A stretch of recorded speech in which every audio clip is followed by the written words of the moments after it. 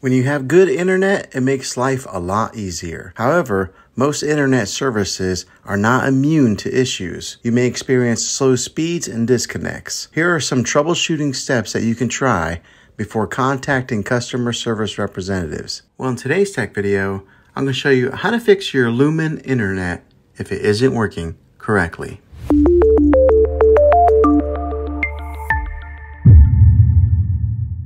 The first one is the easiest one to try, and that's to take any device that you're having issues with, whether it be your cell phone or maybe a TV, and power it down or unplug it from the wall outlet. Powering it down or unplugging any kind of power source going to it is what we call a hard reset.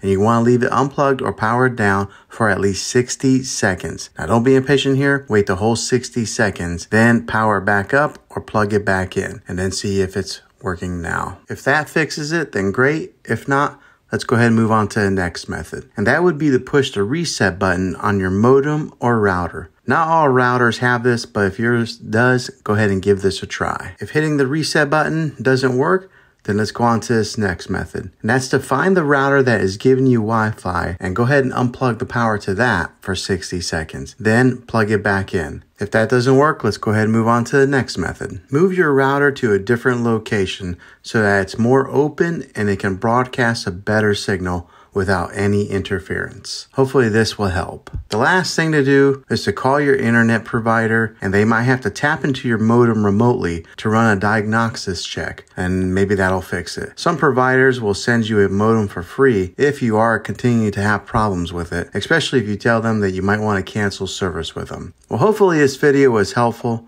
If it was, go ahead and throw a thumbs up on it. Go ahead and subscribe to my channel. I make tech videos all the time, and I'd love to have you back in the next one. Take care.